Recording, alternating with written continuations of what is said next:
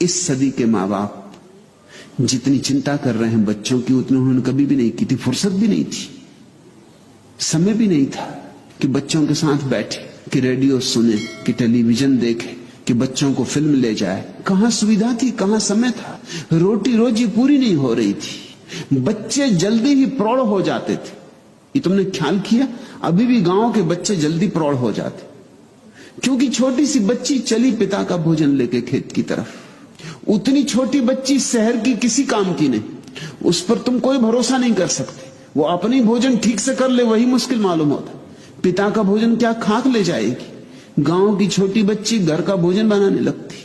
अभी तुम्हारी बच्ची को भोजन करना भी नहीं आता, उस पर टेबल पे उसके सामने बैठ के मां को उसको भोजन करवाना पड़ता है। तुम जरा फर्क देखो, जितना छोटा गांव होगा उसके बच्चे उतने ही जल्दी प्रौढ़ हो जाते।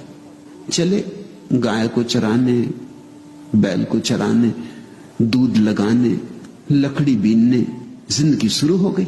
मनोवैज्ञानिक तो कहते हैं कि जिसको हम अब कहते हैं किशोरावस्था, वह होती ही नहीं थी पहले, क्योंकि 7-8 साल का बच्चा तो काम में लग जाता। अब बच्चा जब 25 साल का हो जाता तब काम में लगता है, और तब भी लग जाए तो सौभाग्य। सबसे ज्यादा उपद्रव भी 18 और 25 साल के बीच के बच्चे करते।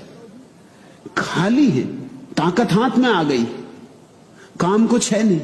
यूनिवर्सिटी में आग लगाओ, फर्नीचर तोड़ दो, खिड़कियों के कांच तोड़ दो, कुछ तो करना होगा। ये तुम कल्पना नहीं कर सकते थे, क्योंकि 25 साल का पुराने जमाने का आदमी तो बड़ा प्रौढ़ होता था, क्योंकि 7-8 साल का होता तब तो काम में लग जाता है, और भी गरीब घर का होता तो और भी पहले काम में लग जाता। जिम्मेदारियां सिर पे आती तो अनुभव आता, अनुभव आता तो समझ आती।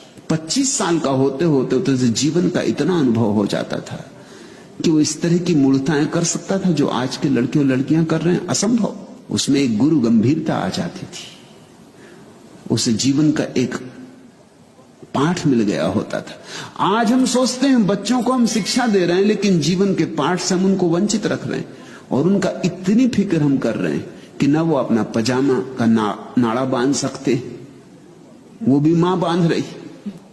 बच्चे रो रहे हैं आज के, किस लिए रो रहे हैं पूछो उनसे। पुराने जमाने के बच्चे रोते थे कि भोजन चाहिए, आजकल के बच्चे रो रहे हैं कि उनको मां भोजन करा रही, वो उन्हें भोजन नहीं करना, आंसू टपक रहे हैं, और मां सामने बैठी कि भोजन करो, उन्हें भोजन नहीं करना, या उन्हें यह भोजन नहीं करना।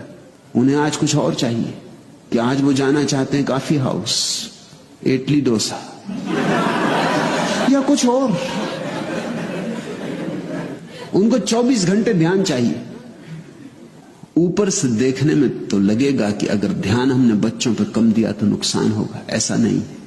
और भी एक बात तो उससे कहूं कि अक्सर हम बच्चों पर ध्यान देते हैं जब बच्चे बीमार होते, परेशान होते, रुग्ण होते। वैज्ञानिक हिसाब से जब बच्चे रुग्ण होते हैं, परेशान होते हैं, बीमार होते हैं, तब बहुत ध्यान नहीं देना चाहिए, क्योंकि ध्यान का गलत संबंध जुड़ रहा है।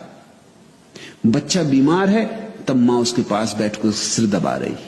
अब जब भी इस बच्चे को भविष्य में सिर दबाना होगा, ये बीमार हो जाएगा। बच्चों पर जब वे रुग्ण हो तो उनकी सेवा करना, लेकिन ध्यान मत देना। इन दोनों में बड़ा भेद है। जो जरूरत हो अपेक्षा पूरी करना, उनकी दवा की जरूरत हो दवा दे देना, उनको कंबल ओढ़ाना हो कंबल ओढ़ा देना, लेकिन ज्यादा उनकी खुशामद मत करना। कहीं ऐसा ना हो कि तुम्हारी खुशामद उनके भीतर बीमारी में न्यस्त स्वार्थ बन जाए। कहीं ऐसा ना हो कि उनको लगने लगे कि जब भी ध्यान चाहिए हो तो बीमार हो जाने से मिलेगा। मनोवैज्ञानिक कहते हैं कि दुनिया में 70% बीमारियां मानसिक है।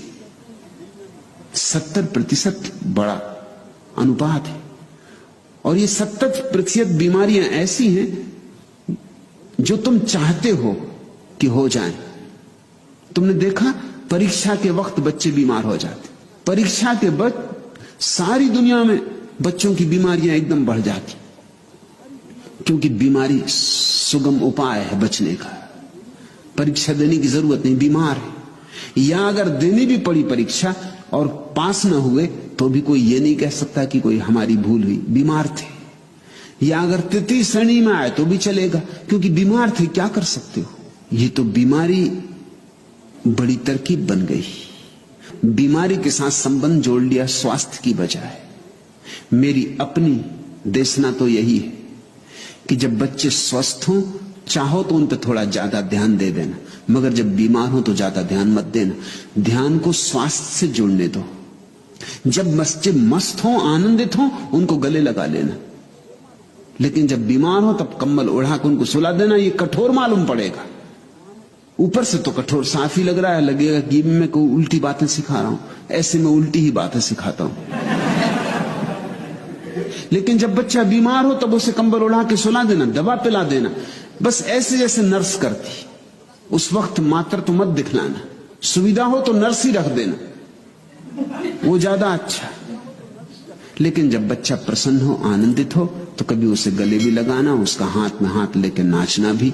उसका स्वास्थ्य में रस जोड़ो ताकि जिंदगी भर उसका रस स्वास्थ्य में रहे, बीमारी में ना हो जाए।